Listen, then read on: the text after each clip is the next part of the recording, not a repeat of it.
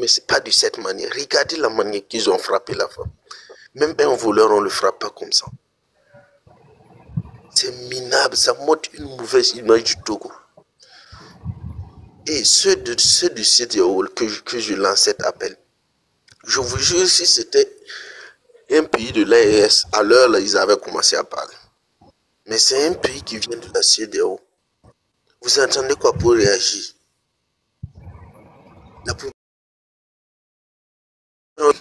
Que vous attendez un coup d'État pour réagir? Alors, je vous demande, la population togolaise, s'il y a un coup d'État au Togo, vous attendez que un partisan de la CEDEAO vienne là-bas. Il peut venir, mais il ne va pas repartir. Ne le laissez pas repartir. Ça, c'est quoi ça?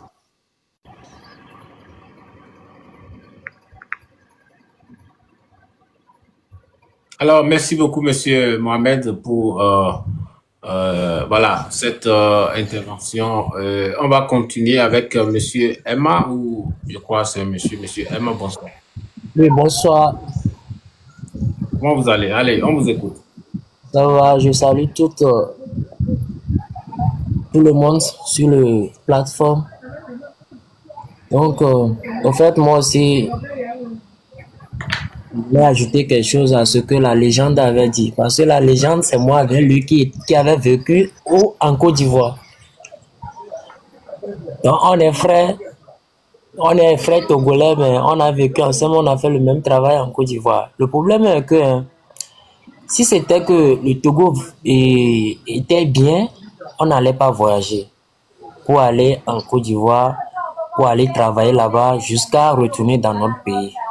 Même lorsqu'on était de retour dans notre pays, il n'y a rien, il n'y a aucun travail qu'on a trouvé jusqu'à l'heure là, au Togo, qu'on dit quoi, on a trouvé ce travail qu'on est en train de faire.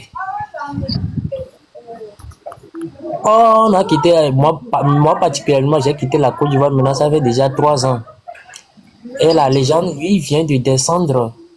Et ça fait déjà un mois, j'espère. Mais, parce que ça ne va pas, rien ne va pas à Lomé ici, raison pour laquelle moi j'ai encore voyagé pour le Cameroun. À cause de la guerre aussi au Cameroun, je suis descendu maintenant au Togo et il n'y a plus de travail aussi. Vous voyez comment nous souffrons dans le pays. Donc, la seule chose que nous demandons est que donnez-nous, c'est-à-dire créer des emplois dans le pays. Avant, on disait que le Togo est un pays de paix. Si tu es au Cameroun, on dit que les Togolais sont des bonnes personnes. Tout le monde chantait que les Togolais sont des bonnes personnes. Il y a la paix au Togo, ils vont partir au Togo, mais arriver dans nos pays, dans notre propre pays, on n'est pas en paix.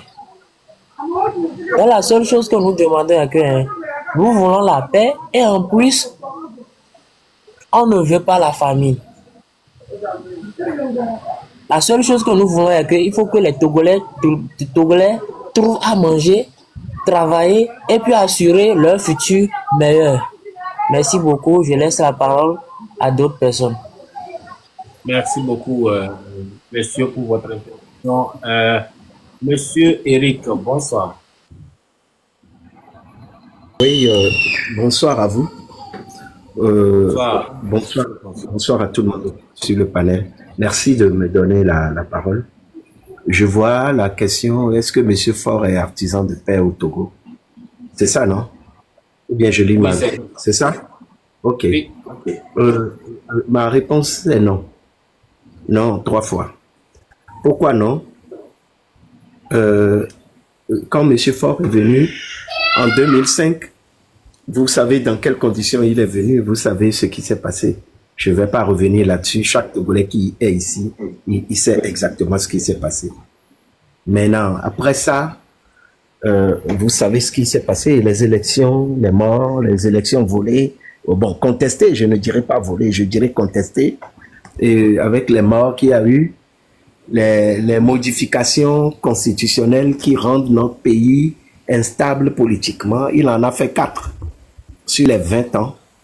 Il a mis notre pays dans l'instabilité totale en faisant 4 révisions constitutionnelles, 2005, 2007, 2019 et maintenant encore en 2024.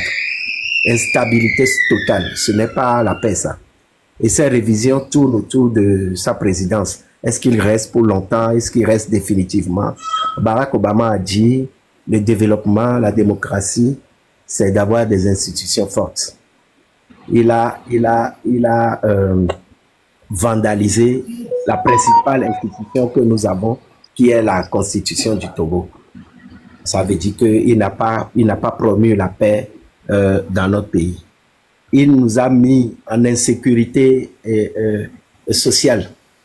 Nous n'avons pas la paix, nous ne pouvons pas manger convenablement, nous ne pouvons pas nous soigner convenablement. On n'est pas en paix. On n'est pas en paix, on n'a pas les moyens pour mettre les enfants à l'école, on n'est pas en paix. La paix, c'est d'avoir une justice libre et équitable. Il n'y a pas la justice au Togo. Afesio, ce n'est qu'un poème qu'il a fait, il est allé en prison. Amron, on a vu dans quelles conditions on l'a arrêté. Jusqu'à il est sorti, on ne sait pas ce qui est retenu contre lui, on ne sait pas, le procureur n'a rien communiqué. Il n'y a aucune infraction que le procureur a communiqué qu'il a fait. On sait ce qu'il a fait, mais qu'on passe par la procédure normale pour l'arrêter et l'inculper s'il le faut et le condamner si un juge trouve qu'il a commis une infraction et lui appliquer la loi telle que c'est prévu. Non, qu'est-ce qu'on a fait? On est allé la nuit, l'embarquer, l'amener au script, je ne sais pas comment vous l'appelez, c'est un commissariat pour les infractions criminelles ou bien quoi, je ne sais pas comment ça s'appelle. On l'a amené là-bas. Après, on l'a amené dans un hôpital. En 3 semaines, il est guéri. Belle prouesse pour nos médecins de Zébé. Vous voyez, on n'est pas en paix.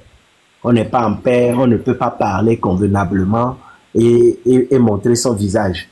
On a peur, on peut t'arrêter parce que ce que tu as dit, si c'est une critique, on t'arrête. Tu n'es pas en paix. Le Togolais n'est pas un pays en paix. Le Togolais souffre énormément. Et on sait là, les causes de ces souffrances-là, ce n'est pas deux choses. Monsieur Faure Gnassingbé à l'international s'est présenté comme un homme de paix. Il se propose pour régler les problèmes des autres pays. Mais depuis qu'il y a des problèmes ici, l'arrestation, les cris de cœur des personnes et les mouvements, il n'a pas trouvé un seul mot pour concilier, pour faire une conciliation avec son peuple. Celui-là, il n'est pas un homme de paix. Celui qui est un homme de paix ne peut pas mettre des gens, Fadel en prison juste parce qu'il a chanté pour un opposant Tipi Achadam.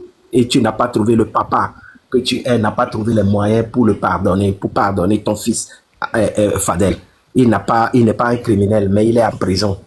Un homme de paix ne doit pas accepter que quelqu'un comme le jeune Achikangoro dit qu'il va rentrer dans les manifestants, les tabasser, les chicoter, les macheter et ils vont pas l'arrêter.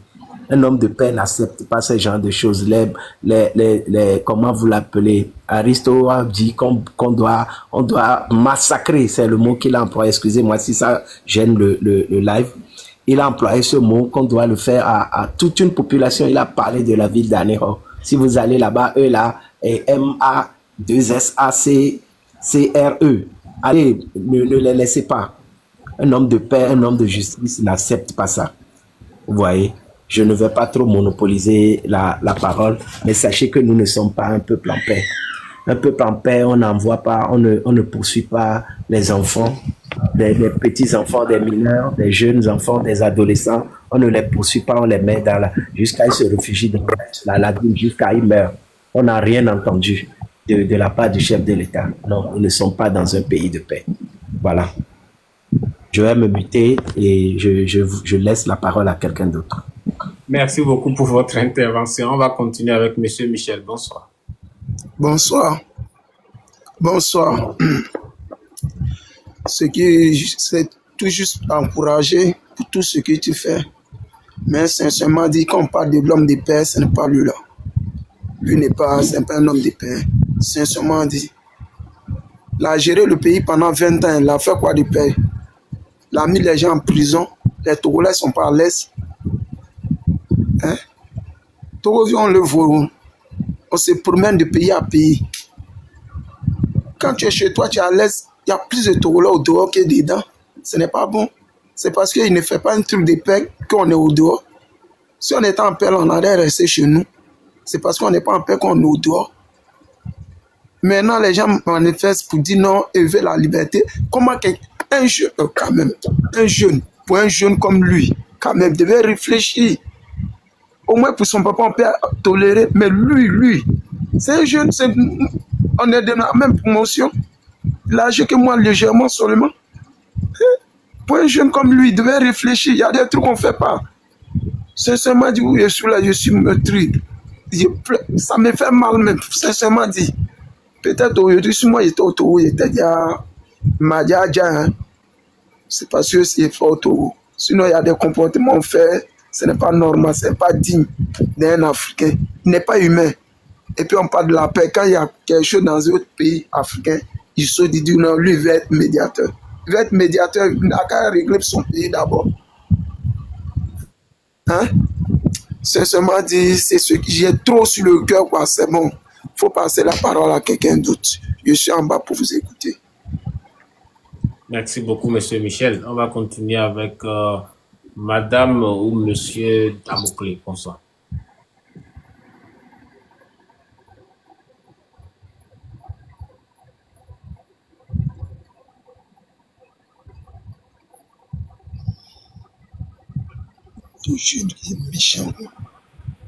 Bonsoir. Oui. Bonsoir. Alors, on vous écoute. Oui, comment est-ce que vous allez? Ça va très bien, merci. Et de votre côté? Oui, ça va. On tient le coup. Le sujet est vraiment intéressant. Parce que moi, je me dis que notre président, il est obsédé par le pouvoir. Je n'exagère pas. Parce que c'est comme le Togo, pour lui, est une propriété privée. Je ne sais pas, parce qu'il a irrité le pouvoir, donc il se dit, parce que son papa aussi a fini au pouvoir, lui aussi doit forcément finir au pouvoir. C'est pas normal et c'est pas intéressant. Parce que quand il va à l'international, c'est pour régler les problèmes des autres pays. Alors, on dit chez nous, on balaye chez soi avant de balayer dehors. Il n'a qu'à écouter le cri du peuple. Il n'a qu'à écouter les cris de ses enfants. Nous sommes un tout petit pays. Et j'ai comme l'impression, dans la sous-région, et c'est le pays le plus zélé. Parce que le pays est tellement zélé que les autres pays essaient de copier le Togo. Quand je prends le cas de la Côte d'Ivoire aujourd'hui, avec Alassane Ouattara qui voudrait aussi briguer un 4e mandat, c'est parce que l'élève le plus zélé de la classe a pu faire 5 mandats et qu'il a réussi à stopper le droit de vote dans son pays, que c'est devenu une jurisprudence. Donc si cette loi a pu passer au Togo, ça peut aussi forcément passer dans la sous-région. C'est un grand danger qui gangrène la sous-région. C'est pas normal. La démocratie a reculé. Franchement, revoyons nos politiques. C'est pas normal. C'est pas normal. Les gens crèvent de faim. Les gens réclament que le minimum. Il faut franchement une culture de la politique en Afrique. Parce que ce qui se passe sur le terrain, c'est autre chose. La réalité est que les gens se disent le Togo c'est pour nous. Or le Togo c'est pour nous tous. Devant la loi, on est tous égaux devant la loi. Nous ne pouvons pas admettre que dans une seule nuit, on peut se mettre à changer la constitution. Alors, quand on dit la vérité que nous, on est plus togolais, c'est mieux. C'est mieux. On se sent meurtri. On se sent vraiment discriminé. Le Togolais n'a plus cette dignité. Franchement, tout est à refaire au Togo. Tout est à refaire. Les gens meurent. Nous mourrons. Et je voudrais passer ce message. On doit tous savoir que la peur tue plus que les balles. La peur tue plus que les balles. J'en ai fini. Merci beaucoup. Merci pour votre intervention. On va continuer avec Monsieur Kondo. Bonsoir.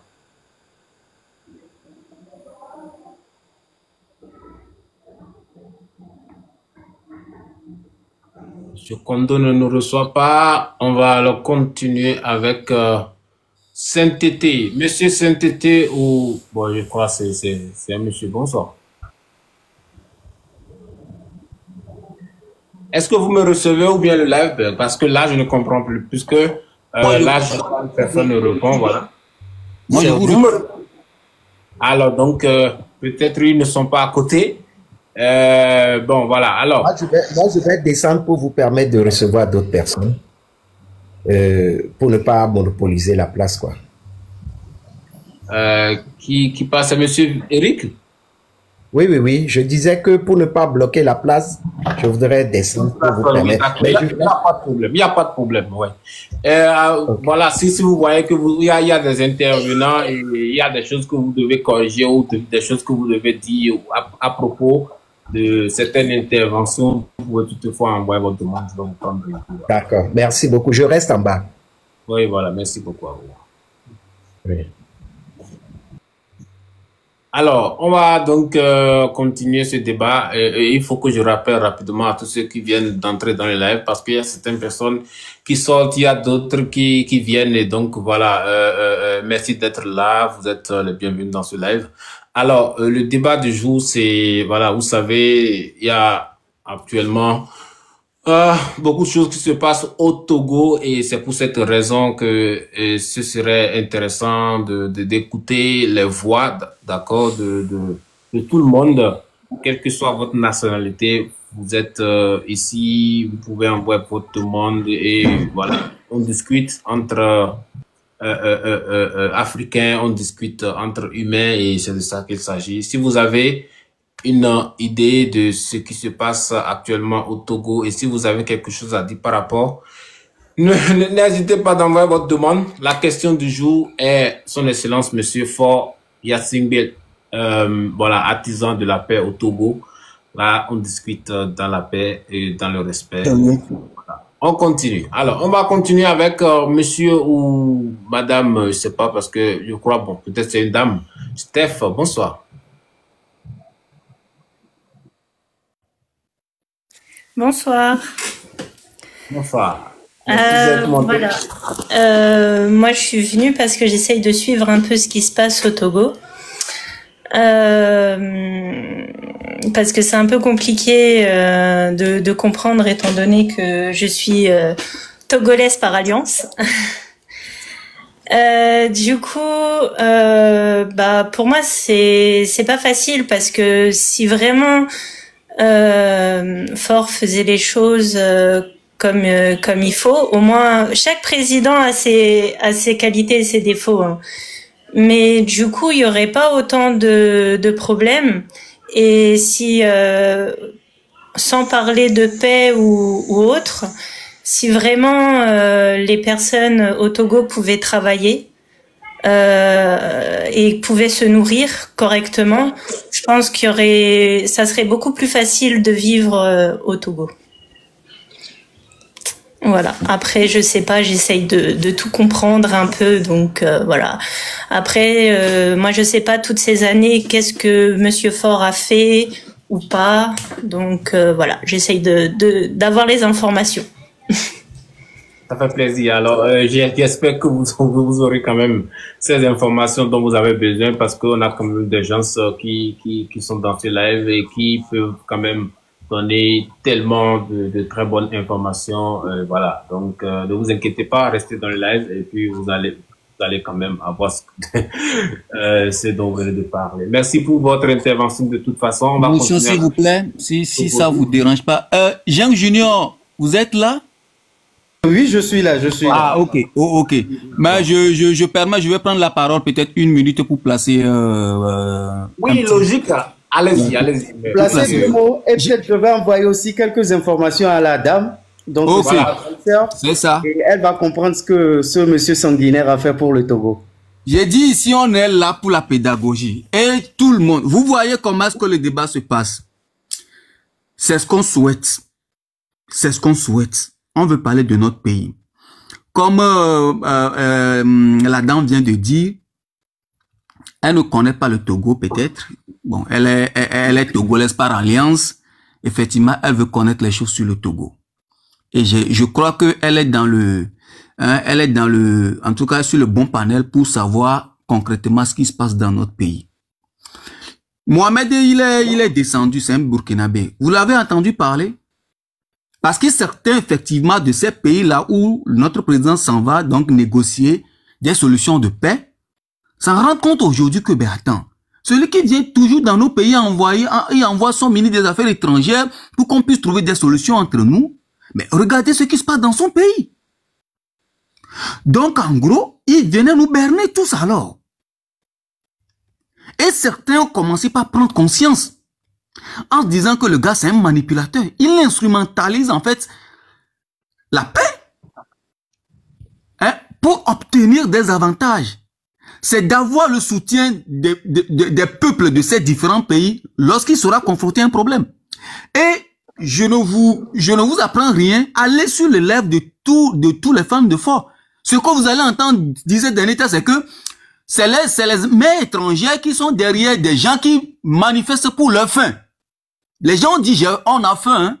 Les gens disent, on veut juste avoir du boulot. Les gens disent, créer des emplois, favoriser les choses pour que les entreprises viennent, pour créer des emplois. On ne parle pas de la fonction publique. Parce que moi-même, la fonction publique, ça m'a jamais passionné. Moi, me prendre la fonction publique, mais pardon, j'y vais pas. Mais, quand tu dis créer des emplois, comme les gens ne veulent pas réfléchir dans ce pays, ils te répondent, tout le monde ne peut pas travailler dans la fonction publique. Mais au grand jamais, quand on dit on veut des emplois, on ne dit pas que on veut forcément des fonctionnaires. Quand on n'a pas tous fait l'école nationale d'administration pour être fonctionnaire. On parle donc des entreprises. Il faut favoriser le climat des affaires pour que les entreprises viennent s'installer au Togo pour qu'on puisse travailler. Les Togolais ne demandent que ça. Travailler et être heureux, c'est tout. Sortir le week-end avec ses amis, avec sa petite famille. Rouler sur de bonnes routes. Avoir des infrastructures de qualité. Aller à l'école. Avoir des écoles de qualité, des centres de formation de qualité. Avoir donc de l'électricité partout au Togo. Partout au Togo. Avoir de la connexion partout au Togo. C'est tout ce qu'on demande. On a les moyens pour ça. S'il veut vraiment que le peuple togolais soit heureux, il avait toutes les capacités pour mettre ce peuple à l'aise. Il n'en a pas voulu. C'est délibéré. Je l'avais dit au début de mon intervention quand vous avez allumé le live. C'est fait de manière délibérée pour soumettre le peuple. Et donc, je suis reconnaissant de ces ressortissants de ces pays-là, en tout cas surtout de l'AES, qui brisent le silence aujourd'hui, qui prennent la parole et qui disent, mais le gars, il nous a berné. Le gars, il sait de quoi il jouait. C'est maintenant qu'on comprend que les qualités qu'on lui louait, c'était pas ses vraies qualités, c'était pas des qualités naturelles. Et donc, merci à eux. J'ai fini, mon frère. Merci beaucoup, monsieur Gattuso. J'aimerais prendre la parole. C'est moi qui... Oui, allez-y, monsieur Junior, vous avez la parole. Pardon, j'ai un problème de micro là, vous m'entendez? C'est bon? 5 sur 5, ça va. Parfait, ok. Monsieur Kondo, vous aurez la parole après, juste donner un peu plus d'informations à notre belle-sœur qui est parmi nous. Madame Steph, heureux de vous rencontrer comme belle-sœur, donc, et togolaise par alliance. Bravo et chapeau à vous. Non, mais on va aller très rapidement dans le vif du sujet. Ce monsieur, déjà, on avait planté les décors, vous n'étiez pas là, mais en 2005, en arrivant au pouvoir, les simples élections qu'il a organisées, parce que son papa est mort et il a pris le pouvoir, il y a eu déjà 500 morts, selon lui, son rapport à lui. Mais selon d'autres rapports, l'ONU et autres, il y a 1500 morts et au-delà de ça, il y a d'autres rapports parlent de 2000 morts. Je vais continuer très rapidement en vous disant que en 20 ans, quand il est venu, après avoir massacré tout le monde pour avoir le pouvoir, on s'est dit, bon, il est jeune, On nous l'a vendu comme quoi, quand je dis on, c'est-à-dire c'est les militaires, l'armée, la bande assassin qui est autour de lui. Il nous l'a vendu comme un intelligent, un intellectuel. Il a fréquenté, que son papa n'a pas fréquenté. Donc, il a fait l'université Paris, Dauphiné, George Washington. Il est diplômé. Il peut apporter beaucoup de choses à ce pays. Donc, à un moment donné, nous nous sommes dit, OK, très bien. Je me permets, monsieur le journaliste, si dans votre live, quand on parle, monsieur Amesron nous menace, vous voyez, c'est ce qu'ils savent faire, hein, parce que lui soutient fort et donc il menace, il dit arrête de mentir, il a menacé monsieur Gattuso. Si vous acceptez ces gens dans vos lives, c'est pas trop bien. Soit vous les mutez ou vous les bloquez parce que il terrorise les gens. Il ne se nourrit que de cette peur. Il ne règne qu'avec la peur. C'est ça, c'est... Alors... c'est terrorisant, vous pouvez le bloquer. Un dernier avertissement, monsieur Amesron, parce que là, je vous ai laissé, puisqu'on a dit on va parler dans le respect, on va quand même si vous voulez rester dans les commentaires, c'est quand même logique, mais soyez quand même un peu tolérant, parce que... Non, c'est pas question de tolérant. Quelqu'un qui menace, c'est pas tolérant. Qu'il revienne à sa place. Ça, c'est pas question de tolérant. Il menace, c'est pas bien. S'il vous plaît, je vous respecte beaucoup. Je respecte tous ceux qui sont ici dans ce live, quelle que soit leur position, et c'est de ça qu'il s'agit. En réalité, c'est ça qu'il faut pour permettre quand même aux gens de comprendre ce qui se passe réellement, et sans quand même intimider les gens, s'il vous plaît. Et si je vois encore un commentaire qui doit intimider qui que ce soit dans ce live, s'il vous plaît, je serai obligé donc de vous bloquer, et voilà. Parce que vous faites un travail de qualité où on informe, on s'informe et vous êtes ouvert au débat. Il n'y a pas besoin de menacer si on a les vraies informations. Donc ne laissez pas ces genres de personnes gâcher votre live au risque de perdre un spectateur ou un téléspectateur ou quelqu'un qui vous suit. C'est mieux que de laisser les gens intimider pour que les gens ne puissent pas venir. Bon, je continue très rapidement. Il y a d'autres personnes qui veulent parler. Donc le monsieur, quand il est venu après tout ça, on l'a vendu comme un Paris et diplômé. Donc nous, on faisait confiance à lui. Même les institutions internationales ont dit le Togo est trop endetté. C'est un jeune qui vient d'arriver à la tête du pouvoir. Ils ont effacer la quasi-totalité de notre dette. En 20 ans aujourd'hui, on est parti de son bilan. En 20 ans aujourd'hui, on a 4 000 milliards de dettes que le Togo doit aux instances qui nous prêtent de l'argent. 4 000 milliards. Dans ces 4 000 milliards, je vais faire rapidement, c'est un bilan économique que je vous fais. Dans ces 4 000 milliards qu'il a fait, tout le monde va me dire, OK, les pays sont endettés, même la France, même les États-Unis sont endettés, oui. Mais au moins, si on est endetté, on voit ce qu'on réalise avec notre argent. Donc, en 20 ans, malgré les 4 000 milliards de dettes, il n'a jamais construit aucun hôpital.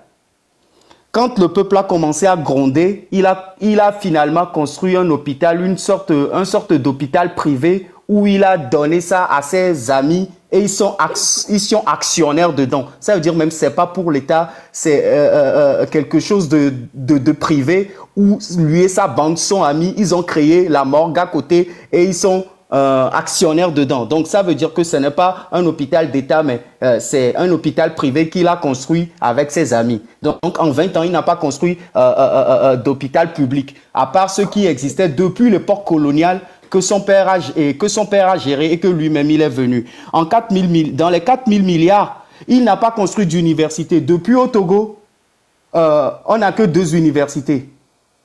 Nous avons 5 régions administratives au Togo. Mais nous avons 2 universités publiques. Le reste, c'est des universités privées. Si tu n'as pas d'argent, tu ne peux pas envoyer tes enfants. Sachant que le SMIC dans le pays, c'est 50 000 CFA, l'équivalent de à peu près $100. Et dans ces $100, la majorité ne gagne pas les $100. Vous imaginez quelle sera la difficulté des gens à aller mettre leurs enfants dans ces universités. Je continue toujours. Dans ces 4 000 milliards, il n'a pas construit donc d'université, il n'a pas construit d'hôpitaux, ne serait-ce que c'est le minimum qu'on réclame à ce monsieur. Dans mon pays aujourd'hui, après 20 ans de gouvernance, les gens sont obligés d'aller chercher le riz avarié sur les dépotoirs. C'est-à-dire, je ne sais pas dans quel pays vous vivez, mais quand vous connaissez ce qu'on appelle un dépotoir, là où on jette les ordures, je ne dis pas les bennes à ordures, hein, non. Parce que dans les pays développés, il y a les bennes à ordures où on met les déchets d'abord avant de l'envoyer au dépotoir. Non, les gens dans mon pays vont chercher le riz directement sur le dépotoir. Ça me fait mal de parler comme ça de mon pays, madame, mais sachez que dans le pays de votre mari, madame, la majorité des jeunes diplômés n'ont jamais reçu leur note sur l'université parce qu'ils investissent dans un logiciel qui ne travaille pas. Et ceux qui arrivent à être diplômés, à avoir leur diplômé, ils sont obligés de faire des métiers qui ne correspondent aucunement à leur diplôme. Ils sont obligés de devenir des dockers, des portefeuilles. Donc, dans les bilans de 20 ans de Faure Gnassingbé, le monsieur ne reste pas dans le pays un peu plus de 2 semaines. Avec tous ses prêts, il achète du kérosène, il voyage. Chez moi, les femmes aujourd'hui accouchent par terre, dehors. Il n'y a pas de pédiatrie. Madame, la seule pédiatrie qui existe aujourd'hui, c'est celui de Sylvanus Olympio. Donc, quand je dis Sylvanus Olympio, c'est l'hôpital qui a été construit depuis l'époque coloniale, en fait. Donc, ça veut dire que chez moi aujourd'hui, les gens n'arrivent pas à manger 3 fois par jour. Malgré qu'on a 4 000 milliards de dettes. Donc, c'est un peu le bilan de ce monsieur, le bilan économique. 4 000 milliards, 0 université, 0 hôpital et rien en termes d'infrastructure. Le peu qu'on a comme infrastructure, certaines routes, c'est que les bailleurs ont forcé la main ou la CEDEAO a forcé la main à ce monsieur parce que, par exemple, une grande voie qui traverse le Togo au sud, à côté de la mer, c'est parce que les pays de la CEDEAO utilisent cette voie-là entre le Ghana et le Bénin. Et on lui a forcé la main pour qu'on puisse finalement bien tracer ses routes. À part ces routes, il n'y a rien dans le pays. Ça, c'est le bilan économique. Je vais finir pour laisser la parole. C'est que sur le bilan humain, après tous ces morts dont je vous ai parlé, à l'heure actuelle, aujourd'hui, il y a encore 4 morts qui viennent d'être tués dans cette manifestation. Et bien avant ça, aujourd'hui, le Togo, je pense, en Afrique de l'Ouest, est le pays qui a plus de prisonniers politiques. Affectio, il est toujours en garde à vue dans les services de la SCRIC. Presque 4 ans, le monsieur devient aveugle. Pas Affectio, pardon, au Moulou, le monsieur devient aveugle. On lui refuse d'aller voir un coiffeur, d'aller voir un barbier. Il est dans le noir, il devient presque aveugle. Tous ceux qui vont visiter ce monsieur, c'est juste sa sœur. Il a eu des refus, des restrictions, alors que ce monsieur n'est pas terroriste. Il est comme moi qui dénonce aujourd'hui ce qui se passe dans mon pays. Ce qui veut dire que le jour où moi je rentre dans mon pays, moi aussi je vais me retrouver